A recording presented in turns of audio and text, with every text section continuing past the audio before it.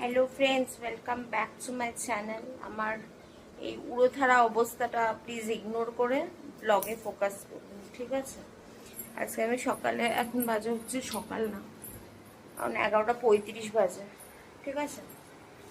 এখন থেকে ব্লগটা স্টার্ট করছি, কারণ এরকম রান্নাঘর ফাঁকা। আমার পাগল বরটা নেই, পাগল বরটা নিয়েও গেছে ভোট দিতে, ঠিক আছে? এনিওয়েজ, আমার পুত্রর তো কিছু খেতে হবে। আর পুত্রকে দেখুন একটুখানি, বেচারা এত নিরীহ বাচ্চা দেখেছেন কোনোদিন? মুখ ঢেকে বসে রয়েছে। এই এসি চালা, গরম লাগবে। ও এসি ছাড়া বসে, ও কি ভালো ছেলে না? আমার ছেলেকে যে মেয়ে বিয়ে করবে না, বসতে যাবে লাইফ, কিন্তু এর কোনো ডিম্যান্ডস নেই লাইফে। না এসির টেনশন, এসি ছাড়াই থাকতে পারে আমার ছেলে। আপনি যদি শুধু একটু, আমার যে ছেলের বউ হবে, হ্যাঁ পুত্রবধূ যে হবে, সে শুধু একটু যদি একে দুবেলা একটু স্যালাড কেটে দেয়, তাইও খেয়ে নেবে, ঠিক আছে? কোনো টেনশন নেই, কোনো টেনশন ফ্রি লাইফ। কিন্তু যে মেয়ে বিয়ে করবে একে, এসি যদি নাও চালান কোনো ব্যাপার না। এছাড়া এ কিন্তু এসিতে, আর পাকা স্পিড দেখুন, দাঁড়ান দেখাচ্ছে, দেখুন। কিন্তু ও এই স্পিড করে রেখেছে, জানি না কেন, আই নো রিজন। ও হচ্ছে মানে সেই গিরগিটি, সব অ্যাটমসফিয়ারের সাথে ও অ্যাডজাস্ট করতে পারে। ও কিন্তু শৌখিন ছেলে না। তো ওর যে বউ হবে না, সে হেব্বি লাকি হবে, কিন্তু এসি ফেসি ছাড়াও থাকতে পারে। আমি বিজ্ঞপ্তি দিয়ে দিলাম, বুঝেছেন তো? এই ছেলেটা, আমার হাজবেন্ড বেরিয়ে গেছে ভোর 4:45টার সময়, ঠিক আছে? আমি উঠে দরজা খুলে আবার আমি শুয়ে পড়েছি, আর এ উঠে পড়েছে। হ্যাঁ, 8টার সময় মনে উঠে পড়েছে। কোথায় উঠেছে? 8টায় বেচারা উঠে পড়েছে। উঠে পড়ে আমাকে আর জ্বালাতন করেনি, জানে মা ঘুমাচ্ছে, মাকে আর জ্বালাতন করবো না। ও একবার নাকি 5টায় উঠেছিলাম, জানি না বাবা। ওর এই ঘরে আমি থাকতে পারবো না, আমার পক্ষে সম্ভব না। আমার ছেলের বউ যদি থাকতে চায় থাকতে পারে, আমি থাকতে পারবো না। বড্ড গরম ওর ঘরে। ও ম্যাক্সিমাম টাইম কিন্তু ওর ঘরে কম, দেখুন পিছনে পিছনে চলে এসছে। ওর ঘরে কম, আমার ঘরে বেশি আসে। আপনাদের একটা কিছু জিনিস আমি দেখাবো, এখন আমার হাজবেন্ড নেই তো, ওর কার্তুত আমি দেখিয়ে দেবো আপনাদের, ব্লগে ক্যাপচার করে রাখবো। এই যে দেখুন, তারপরে উঠে না কিছু খায় টায়নি, মনে শুধু বিস্কুট খেয়েছে। তারপরে আমি তো অলস প্রচন্ড, ঠিক আছে? তো আমি অলস যেহেতু, তাই জন্য আমি ওকে আর কিছু করে দিইনি। ফ্রিজে মিষ্টি ছিল, মিষ্টিটা বের করে রাখলাম। তারপরে আমি ওকে বললাম মুড়ি নে, মিষ্টি নে। মুড়ি মিষ্টি খেয়েছি, ঠিক আছে? আমি তো ছাতু খেয়েছি। আপনাদের দাঁড়ান, আমি কিছু জিনিস আপনাদের দেখাবো, যেটা আমার হাজবেন্ড করে রেখেছে। আমি ব্লগে ক্যাপচার করে রাখবো, হ্যাঁ, যাতে পরবর্তীকালে আপনারা দেখবেন কি দেখবেন না সেটা আপনাদের পার্সোনাল ব্যাপার, কিন্তু আমি ওকে দেখাতে পারি। দাঁড়ান, এখানে আমি ভাতের জল বসিয়েছি, এখানে চাল নিয়ে আছে, গোবিন্দভোগ চাল। এই দেখুন, দেখুন, দেখতে পাচ্ছেন কিছু? প্রত্যেকটা মশলার হচ্ছে তোমার খোলা, মুখ খোলা। পোকামাকড় যদি ঢুকে যায়, ওকে হাজারবার বলেছে মশলা ইউজ করে ঢেকে রাখবে, গার্ডার দিয়ে আটকে রাখবে, এরকমভাবে রেখে দিয়েছে। এখানে হচ্ছে তেল, ঠিক আছে? গেল প্রত্যেকটা মশলার মুখ খোলা প্যাকেটের, এগুলোকে আটকাবো এখন আমি। অ্যাকচুয়ালি কি বলুন তো, আমি once in a blue moon হচ্ছে রান্নাঘরে ঢুকি। এই রান্নাঘরটা এতটাই ছোট যে একজনের বেশি 2জন ঢোকা যায় না। আর তাই জন্য আমি খুব কমই ঢুকি। আমি তো হাতের প্রবলেমের জন্য রান্না খুব কমই করি। আমার হাজবেন্ডই রান্না, এই যে ব্যাটা ছেলে মানুষ রান্না করলে এই রান্না করার অবস্থা হয়, বুঝেছেন তো? সব কিছু খোলা, এগুলোকে সব এখন গার্ডার দিয়ে আটকাবো। আমি আটকাতেই যাচ্ছিলাম, গার্ডারও এনে রেখেছি। তার আগে ভাবলাম ব্লগে ক্যাপচার করে রাখি, যাতে প্রমাণ থাকে, যাতে আমি ওকে দেখাতে পারি যে তুমি কি করেছো। এই নিয়ে একটুখানি লড়াই হবে। এনিওয়েজ, এখন বাজে হচ্ছে, টাইমটা দেখাচ্ছি 11টা 40। চান করতে যাবো একটু আগে, তার আগে ভাত করবো, কারণ আজকে আমার উপর অনেক দায়িত্ব। এই যে কালকে সেই হবে। আমি আসলে প্রথমে ভেবেছিলাম আজকে বাইরে থেকে বিরিয়ানি আনাবো, পরে ছেলে আর আমি খাবো। সব থেকে দুঃখের বিষয় আমার ছেলে বিরিয়ানি ভালোবাসে না, ও খাবে না ভালো করে, আমি জানি। তার দিয়ে দুটো ভাত করে দিলে সেটা অ্যাটলিস্ট পেট ভরে খাবে।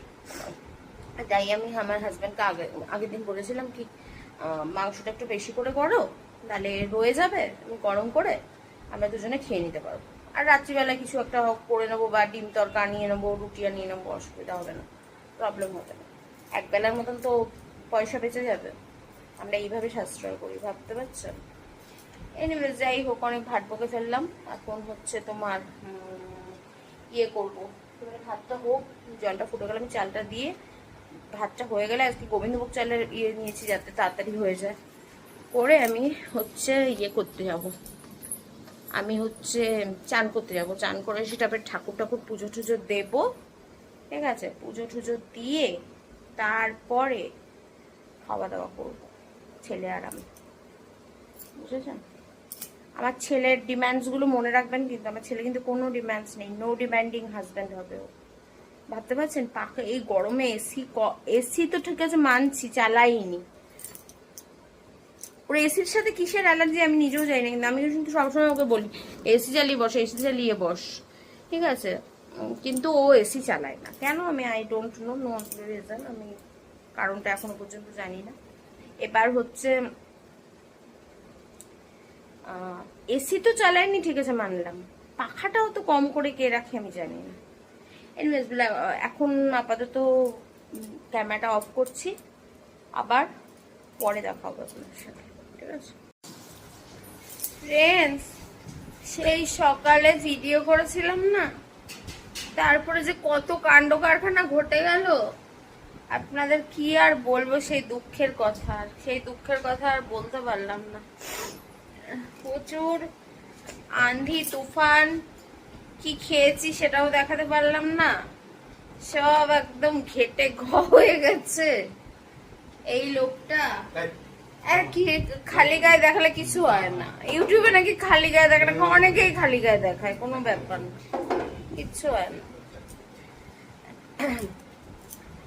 সকালবেলায় অনেক কিছু ঘটনা ঘটেছে, মানে এনার্জি নেই সেই ঘটনাগুলোর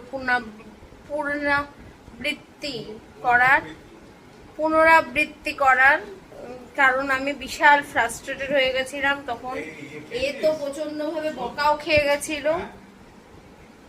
আর একটা কোনো ব্লগে আপনাদের, কালকের ব্লগে আবার বলবো সেই ঘটনার বিষয়ে, বিবৃত হবে বিবিসি নিউজের মতন। আপাতত আমার ছেলে পড়াশুনো করছে, এখন আমরা চপ খেলাম,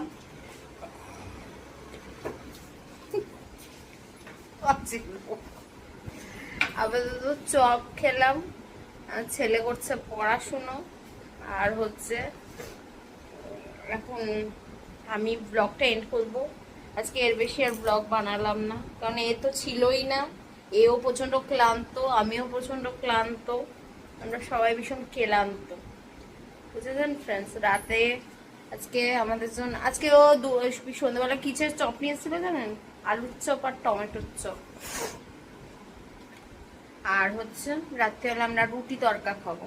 দুপুরে যা হয়েছে খাওয়া নিয়ে, মানে ইতিহাস হয়ে গেছে। সে একটা কবিতা আছে না, ইতিহাসে পাতিহাস, ভূগোলেতে ঘোল, অঙ্কেতে মাথা নেই, হয়েছি পাগল। আমি সেই পাগল হয়ে গেছিলাম দুপুরবেলা। আপনাদের সেটা অন্য একটা ব্লগে বলবো এ কি করেছিল। কি করেছিলাম? কিছুই করিনি, কিছু করে ভুলে গেছিলাম। আর ভুলের মাসুল দিতে হয়েছে ওদের দুপুরবেলা। আমি তো সকাল সকাল বেরিয়ে গেছিলাম কাজে, কিছু রাতে ছাড়ো আমি ছাড়ো রাতে ছাড়ো, মাংসটা গরম করে ঠান্ডা হওয়ার জন্য রেখে দিয়েছিলাম। সকালে যেতে আমি ভোর ভোর বেরিয়ে গেছি, ওরা অ্যাজ ইট ইজ ওখানেই টেবিলে পড়ে থাকে।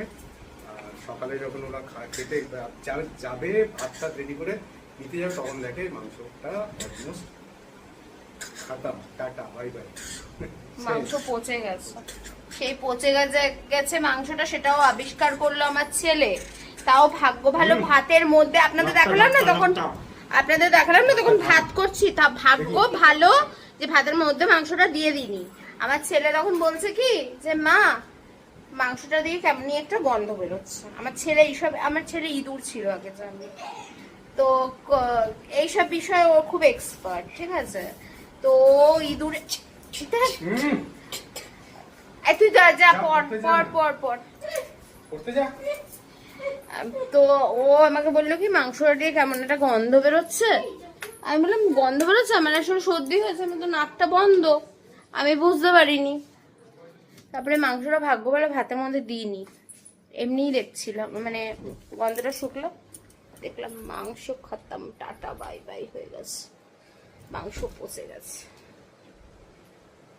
কি আর বলবো, দুঃখের কথা, কতটা লেগ পিস কতটা মাংস ছিল, পুরোটা পচে গেছে। আসলে কালকে আমার হাজবেন্ড মাংস গরম করেছিল রাত্রিবেলায়, আমি বললাম না যে